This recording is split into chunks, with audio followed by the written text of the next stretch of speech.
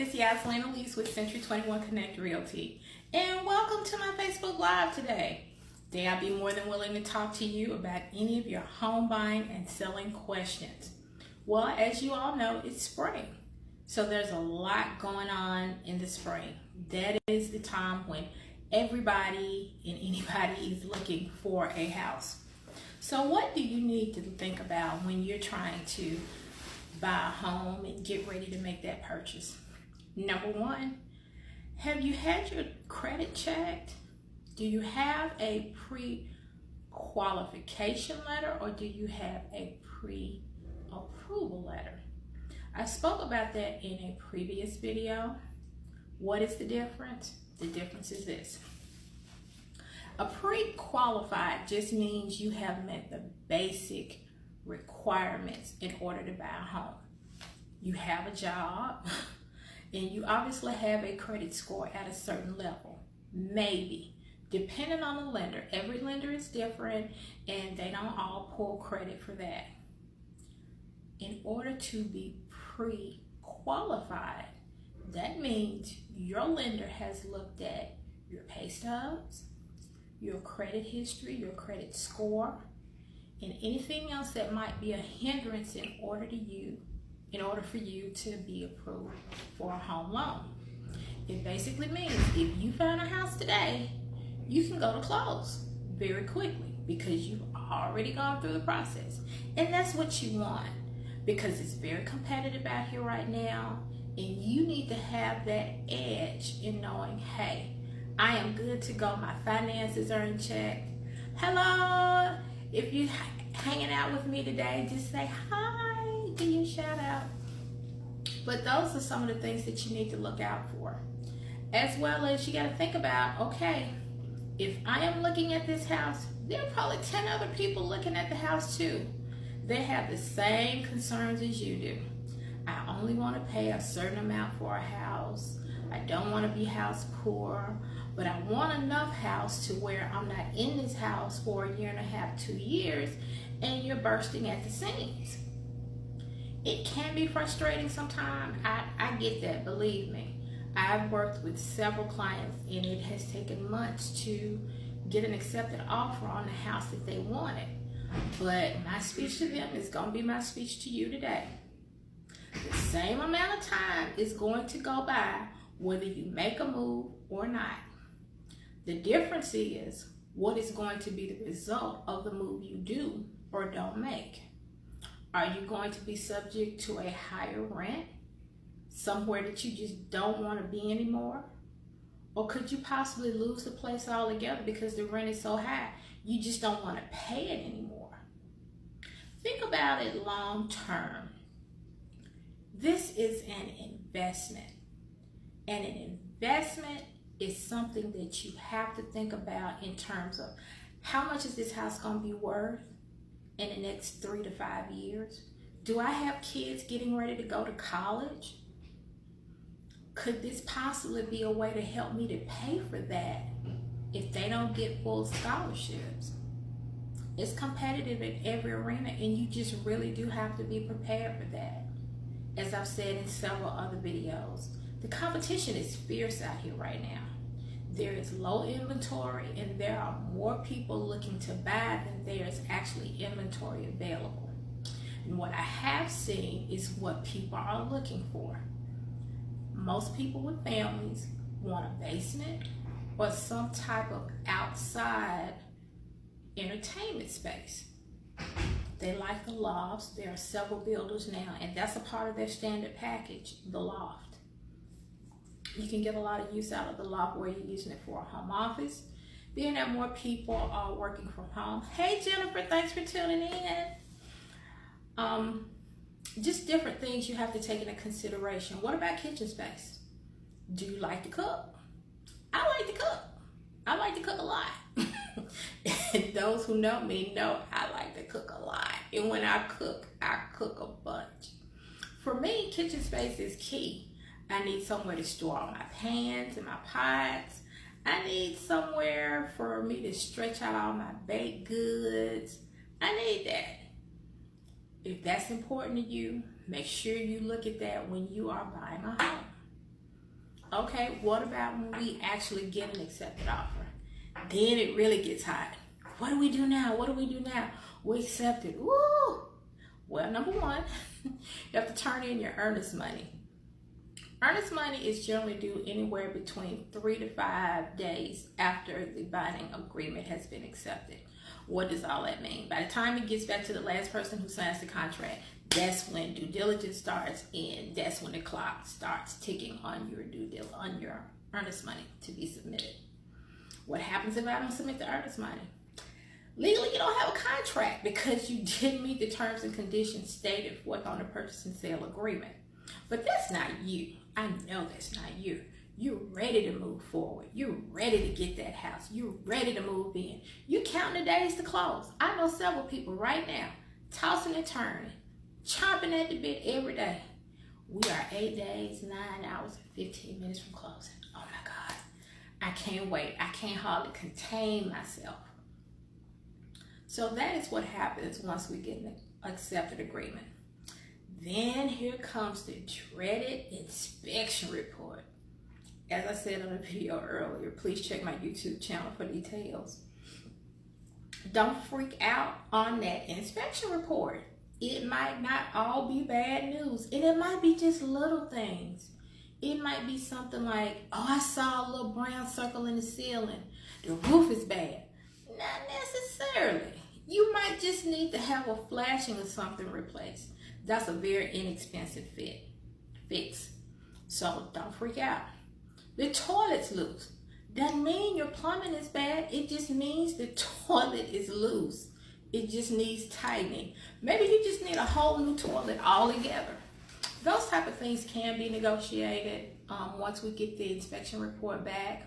Or it might not be something for you to make that big a deal about and we just move forward.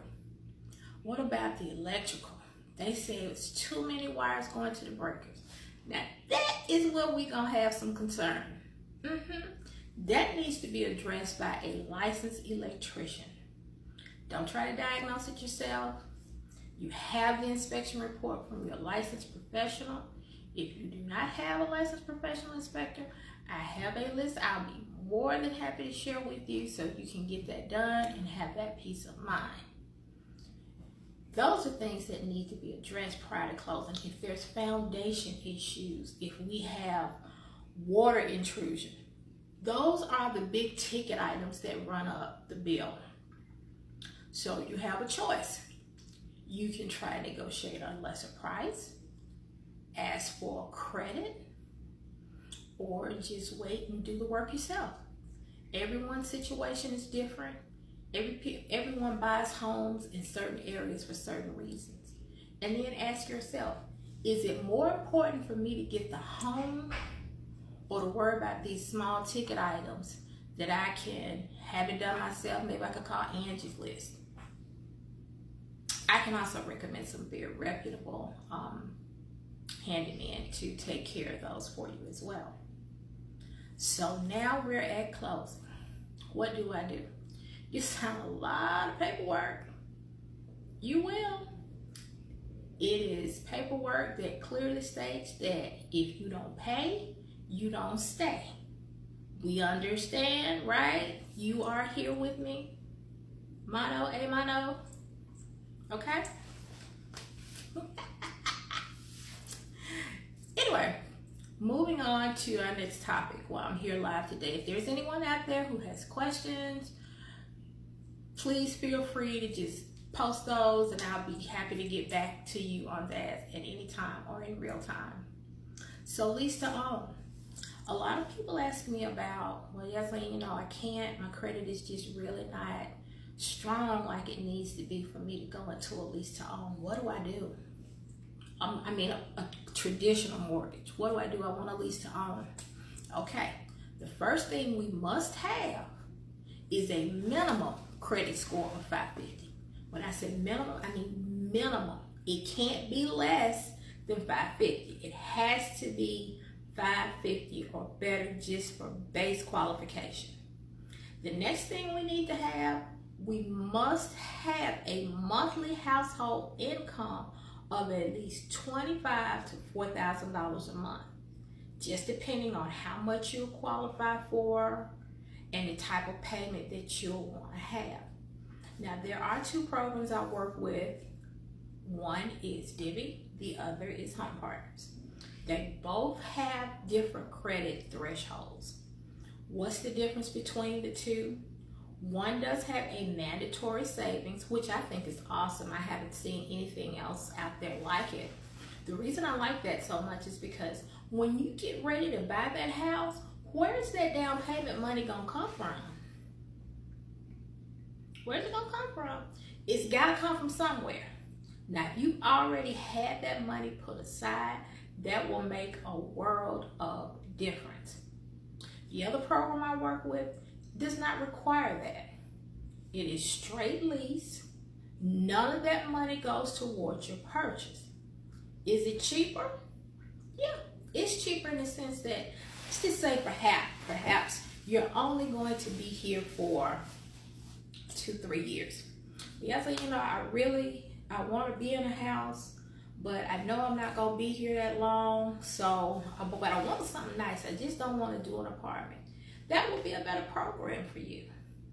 Reason being, because it's just like a lease. The only difference is you can actually have a home. You can have a yard. You don't have to worry about sharing walls. Now, both of my programs do townhomes, but it has to be fee simple. It can't be a condominium where you have a monthly HOA fee. That won't work. But they will do a townhome. But just say, for the sake of argument, you don't want to share walls. You want privacy. You want a garage. I would love to have a garage, especially with the weather that we have here in Georgia. It would be really nice to pull in the garage and not have to worry about pollen, rain, sleet, and we do get a little snow every now and then. Shut the city straight down. So those are the type of things you need to think about when you're doing a lease to own. Why am I doing it, and how long am I going to do it for? Rents are higher, so you definitely need to have a game plan when you go into that lease purchase. Think about now, how close am I in order to get a traditional mortgage? Am I 6 months out? Am I 18 months out? Am I 3 years out? Please reach out to a lender once you get moved in and get settled, because that needs to be your next move. You need to know exactly how long will it be before I can actually get a loan. You don't want to just keep leasing to own. True enough, the programs do give you an opportunity in a good bit of time, but if you can save a couple of dollars and reinvest that money, start buying your own investment property. That's a thought. That's a way to bring generational wealth to your family. So you have to think about that. Those are the type of things you'd have to keep in mind. I'm sorry about that. Nevertheless, those are the type of things you need to think about when you're getting ready to move forward with a lease to own. It is a great way to get on a home, and by far, it does beat, having to do the apartment thing and worried about rent increases, different people buying the complex and things changing, and you're losing their apartment if you don't act in time. And I've seen a lot of people who've been in that situation where it was time for them to renew or what have you, and they were still on the fence, and unfortunately the time had lapsed for them to make that decision, so the decision was made for them and they had to quickly try to find something else. That can be tough. That can be very stressful, especially if you have small children. You have to think about them being in school. You have to think about how far you're commuting to work every day, your monthly overhead for your utilities. It's a lot to keep in mind. That's why I really love the lease to own program for people who are just not quite there to get a home, especially people who are just going to be here for a few years. It definitely makes the transition a lot more comfortable. You don't have as much to worry about. You can invite lots of people over and really feel like you're at home and not just kind of floating.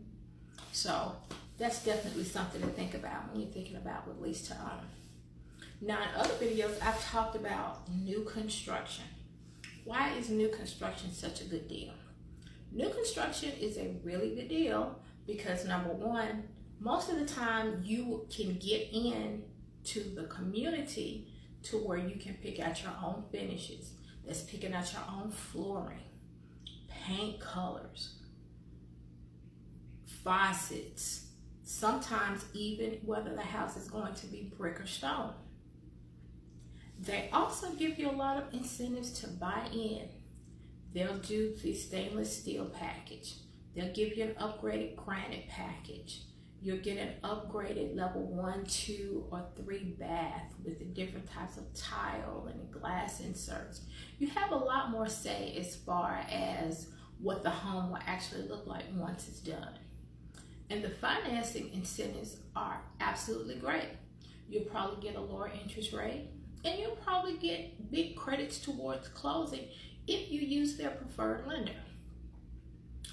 And not last but least, equity. Equity. Buying in a new home community, 9 times out of 10, no one is going to be able to come in and get your exact house for the price that you paid for it. As I have sat in a new home community before, you'll see the signs out there that say from the 200s. That's like the first 2 or 3 houses, if that. And it's like then from the 240s and up. So you're going into a community where you can gain a lot of equity very quickly. That results in money back in your pocket should you decide to move in a year or 2. Most people don't, but I have seen cases where a lot of people, that's what they do. They're in a community no longer than 2 years. They buy in before they even go up. So they're buying off a plat, picking out finishes in a design center, and looking at pictures from other models or possibly going to other communities to see that specific plan. So they have a lot of input on what their home looks like. And they get all that equity should they decide to move within the first 2 to 3 years. Most of the time, there are only going to be so many homes built in that subdivision and so many models of those homes. And a lot of times the builder will only build 3 or 4 of each. So depending on what's the largest plan, it offers the most on the best lots. Me personally, I like the lot that is in the mouth of the cul-de-sac because it's right smack dab in the middle, and I have all this extra space for parking, and I've got a long driveway 9 times out of 10. So please don't let me talk the whole time, guys. If you have questions about qualifying for a mortgage, moving, selling your home, now is also a great time to sell because, as I said before, we have more people who need the inventory than what's actually available. So that's why a lot of people are catching the highest and best. I've seen it come today and be gone on the same day. So holding out, is not the best thing. But as for sellers, it's a great time for you. Interest rates are low, and more than likely people are qualifying for a lot more house now than they probably could once qualify for. When I bought my home many years ago, back in 2003, I had a 5.5% interest rate. I was so happy because I had co-workers who were paying like 6.5. So I thought I was really doing something. And now I have clients who close at like 3.2, 3.5. I'm like, ooh, the shade. I'm feeling a little vulnerable right now. I paid a lot more for my interest rate, and they're getting more house than I did. So now is a great time to sell your home because there are more people that can qualify to buy the home at the price you want to sell. So if you've been in your home a while and you feel like, well, I think it's time for us to move up, or maybe it's time to do some downsizing. Maybe your kids have moved out, moved on, and you just don't need that much house. Somebody will be glad to take that house off your hands, I promise you. If it's priced right, if it shows good, it'll be gone. It really will, especially if you're closer to the city. The traffic, I'm sure as you've seen, has gotten horrendous right now. And I don't care which way you go, whether it's north, south, east, or west. Traffic is really, really, really bad.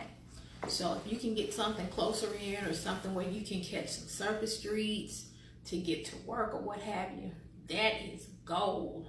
So if you have homes that are close to the airport or close to the mart or what have you, you are golden right now, because people are looking for convenience. They're looking to take transportation more, where they don't have to drive at all. My goal is to have a driver one day. I've just given up. I'll be honest, I have just given up. I just want a driver, and they take me to my appointments, take me home. I don't want to drive anymore. And not my luxuries yet, but that's my goal. So everybody has something different and getting ready to sell a house. And what will make your house stand out more than any of the others? Again, make sure it looks good, smells good. People decide in the first couple of minutes when they walk into a house if this is what they really want. What does it smell like when you walk in? Is it fishy? Is it mildewy? There are so many companies you can call nowadays to get a real deep clean in your house. Maybe we need to get a little touch-up paint.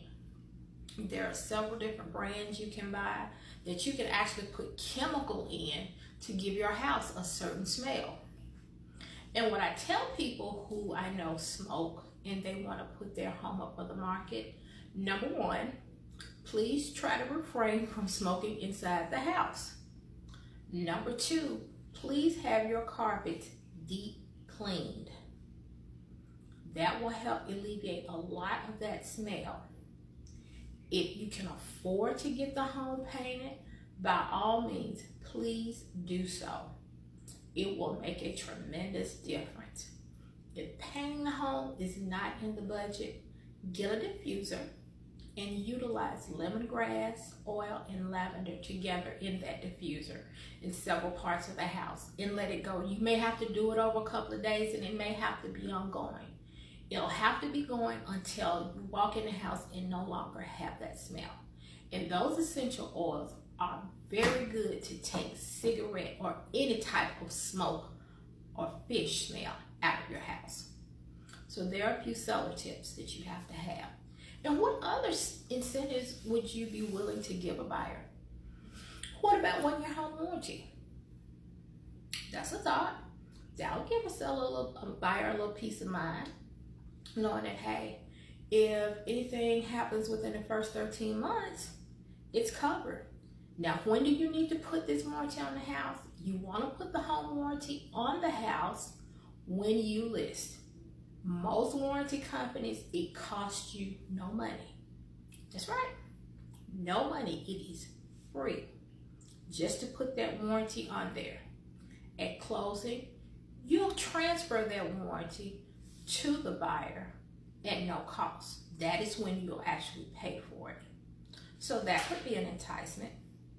What about asking for giving some closing costs? Saying, hey, I know my house is not in the best of shape, but it's a good house. It's got good bones.